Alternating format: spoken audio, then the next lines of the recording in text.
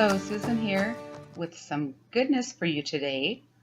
I have for you, because I know you've been waiting on pins and needles for this, my art studio redo after. Now I used this as my 100-day project, and I'm happy to report that I finished before the 100 days were over. So I wanted to share the completed project with you. It has been a super fun project. I've done just about all of it myself, from the design to the structural part to the electrical part. I have primarily done myself. I had a little help from my hubby with things that were too awkward for me to, lift or put together by myself. But other than that, I pretty much did it myself. I am very proud and pleased with the end result, and I'm so excited to have you here sharing it with me today. If you haven't seen the before video, go back, check it out. I will put a link below to my before video so you can get the feel for how it transformed into this. I do want to give you a quick apology for the clicking noise. My tripod, I didn't realize, made some awful noises, and it didn't sound as bad when I was recording, but alas, it is rather annoying here.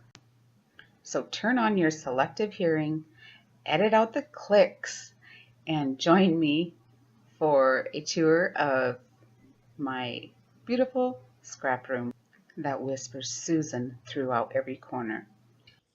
And the tour begins. All right, so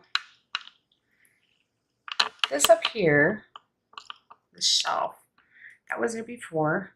That's where I store all my albums. It is a little sketchy, I have to admit. The board isn't wide enough, and I plan to get better support on it, I suppose, at some point. But I didn't really know what else to do with my albums because they do take up a lot of room. And this is a great way to utilize that, that space up by the ceiling that is otherwise basically kind of pointless. Okay. These two units here are ones I had before, and I keep like ribbon, cards, a little bit of office supply stuff, charms, just a variety of different things in it. The white drawer unit is where I have all my stamps, and that was custom made by my husband and I many years ago. And it's been, I think, like 3 or 4, at least 4 different colors by now, as I move around and change my art rooms. Okay. I have a Rascon cart, and that has embellishments that don't necessarily go with kits, and I will show you where I store my kits. That'll be, I'll just go around the room. So yeah, so I put them in there so there I can grab them out. Have some empties at the bottom for growth. I did put a bin on there that will be a little garbage can or whatever it may be. All the drawer units are IKEA, and sorry, it's probably just making your eyes go crazy. These are just cubes that I got on Amazon, and then I also got the fabric bins from Amazon also. They did not come with those little ribbon tabs at the bottom. I ended up sewing those on, and the reason I did was because when they were higher, like the top ones, I couldn't reach like the handle to pull them off the shelf. So I've seen this before on other cubes where they have that little loop at the bottom, so you can grab that little loop and pull the the bin out. So that's what I did. I did that on all of them. They also did not have the label holders. So I ordered label holders, painted them white, and then attached those. So I did some modifying to things to make them work for me. These cube units are not designed to hang on the wall. So a little bit of ingenuity and thought went into this. If you can see there at the bottom, running underneath it is, maybe you can see over there. Okay, running underneath, and then we put one at the top, a strip of plywood to kind of sandwich the cubes, and then we anchored them pieces of plywood into the 2x4s, so that would kind of hold the backs of the units against the wall and support it. And then we also used a bunch of L brackets to support the shelf. However, that wood is not very thick. Them bigger pieces around the edges of them cubes is actually hollow. And so there wasn't really anything to support with. So basically those L brackets are mainly to hold the shelf there. They're not, the screws aren't really supporting it. So I didn't want to put anything real heavy in them cubes. I was really hoping I could put my 12x12 papers in, but alas, I was afraid of too much weight. Paper's super heavy, and it's not happening. So I had to do something else for my 12x12 paper. So those are the uppers.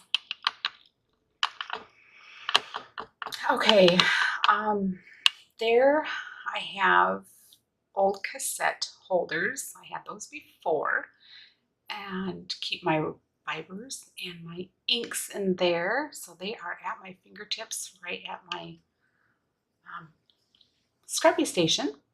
My Silhouette now has a home sitting out. I can keep it plugged in and I don't have to dig it out all the time. There's also room for my computer because I need my computer when I use my Silhouette. So I have countertop room to have my computer, and it's not on the kitchen table anymore. I'm so excited.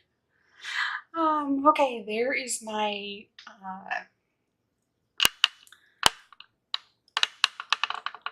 cutter. Okay, that's a roto trim, and it's fantastic. It's got them two barrels kind of that the slider rolls on, so it's super sturdy and precise. It's not cheap, but I use it constantly and love it. I got a light. IKEA, I don't know what they're called, little bin things that I have all my paintbrushes, not punches, hole punches, stapler, just bigger things that I do use often, and they will be at my fingertips. My Tim Holtz cutting mat, and then I have a tool caddy, and then right behind it in black, there's a little pop-up garbage can. So for little bits and stuff, I'll have a little garbage can right on my desktop. Okay, now down below, oops, sorry. All right, so there I have 4 units of IKEA drawers, and as you can see, I have that green strip that you see is a large cutting mat that I use for sewing. Now, cutting mats, they either have to be hung up or stored completely flat. If you have anything underneath it, you know, it's going to bubble. So I needed a place to store that, and this was the perfect spot because raising that countertop to counter height gave that extra space there that I was able to store that mat. So that I was super excited about. And then I have a couple extra cutting paper trimmers in that blue box there. On the very, very right are all my stencils and jelly press. Now when I scrapbook, I like to stand up, but when I sew, obviously you can't sew standing up. So my scrapbook spot is at counter height and my sewing spot is at desk height. So I have two different heights for my counter. And being as I did all this myself, I was able to custom build everything to me and how I work. Okay, that corner there, corners are basically useless. They bug me, but what do you do? I have stored in there things that I didn't have any other place for that could be just stored. There's like canvases that are too big to fit in any drawer or anything. I have a larger Fisker rotary cutter that is stored there. My tripod is tucked in there. And I have a garbage can there. Okay, the white unit in the middle, that was one I had before. It was green, painted that white. My saddle chair, because if I do want to sit, I wanted something that had wheels and something that was easy to move out of the way. And I have arthritis and fibromyalgia, so I really have a hard time finding chairs that work for me. Now, my arthritis is in my hips, and supposedly the saddle chair is supposed to be good for like taking pressure off your hips. So we'll see. I haven't used it a whole lot. I don't know. I'm having a hard time finding what's going to work for me with my arthritis. Same with the drawers as far as the labels. These drawers did not come with label holders, and they are the same label holders as what I used on the upper cubes. And like I said, I painted them white, and then I just screwed them into the drawers. So now I have everything labeled, so I know what are in the drawers, and I don't have to remember, because let's face it, there are a lot of drawers in this room. Okay, here is my sewing corner. This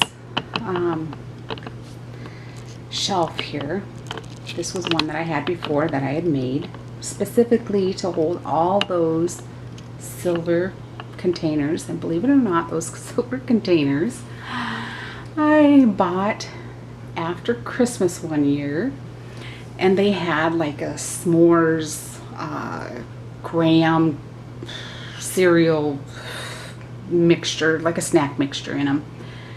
They were like 50 cents a piece, and I saw them and I'm like, I don't give a rip about this food stuff in there, the snack mix.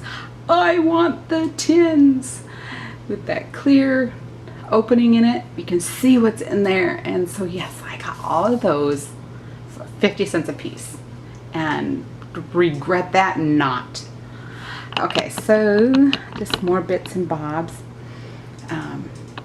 I have a 1968 bug, and so of course that's a 1968 bug up there. I got twine and what is that, baker's twine, I guess.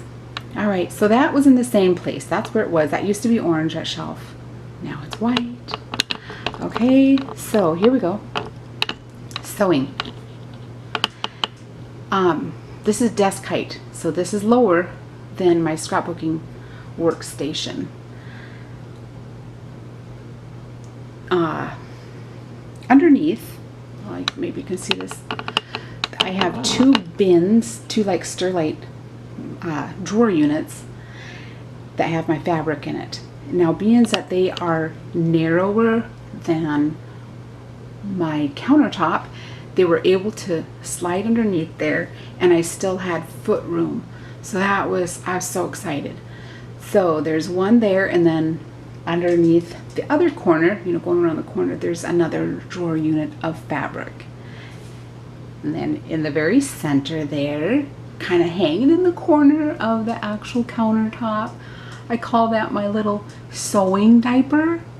And what it is, it's a little garbage, catcher. Because when I'm serging, the serger cuts off the extra fabric and it falls down. And so I knew that I needed to put something there. Well, a regular little garbage can is usually round. So, of course, being I'm a sewer, I had to make something. And I just put Velcro on it and then stapled a strip of Velcro on the countertop so I can just, rip it off, empty the little garbage, and then Velcro it back on. But yeah, when I got done with it, it looks like a little diaper. So I call it my sewing diaper. My sewing machine, I cut a hole in the countertop so that my sewing machine actually sits down. And then I got a platform underneath that has bolts so it's adjustable, so I can, move it up or down. If I don't want to have it set down in, then I can move it up. And that I found on a tutorial online, and I will, hopefully I remember, I will link that for you guys if you want to check that out. I got my typewriter there because that obviously is something that you're going to sit and type, not probably stand and type, although I do because I don't usually do a whole lot of typing. Okay, and so these two drawer units that are on both sides of my corner are mainly my sewing stuff. The one on the left does have my acrylic paints because these drawer units are different style than the other ones that were on the other wall. These have 5 drawers, 2 small and 2 medium ones. 2 small ones on the top, 3 medium ones at the bottom. Okay, now the other ones had 4 small ones and then a great big drawer at the bottom. So I didn't have any of those medium-sized drawers. And my paints do not fit in the small drawers, so I had to have my paints kind of encroach onto my sewing counter, but that's okay. It all works good. Okay, up here in this cube unit, I'm actually out of this room because this room is super small. Like I said, it's only a 11 foot by 9 foot, so it's tiny, and I can't be in the room like filming it. I can't get it. I'm so close to everything. So, yeah. Okay. Moving on. Another cube unit on the top 3. I actually have photo albums that have photo prints. Okay, so pre-digital. Well, I do have some, but I printed all my pictures, and so those are there in there. Okay, moving. Okay, now this here, move back. Okay, see, I just can't get far enough away. You know what, I'm going to try go in the room and see if that isn't going to be better. Okay, so this here is where I have all my 12 by 12, and I had to build this shelf because paper's heavy. So it's got 5 shelves. The bottom has cardstock. Being that's the heaviest, it's so densely packed. I wanted that at the bottom. Okay, and then the rest of them, this is all my 12 by 12. I have no 12 by 12 anywhere else. This is it.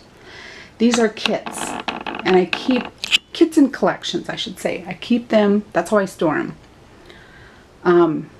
They're easy to go through. I have these plastic bags that they fit in, and plenty of room now for some growth. But this shelf I built myself. Well, actually, I built everything in here. I didn't build everything, but I put everything together. Some of the stuff I built. But anyway, so there's my 12 by 12. Tucked in that corner, that kind of useless corner between the 2 doors, that goes into my dining room. So you have to walk through my art room to get to my bathroom.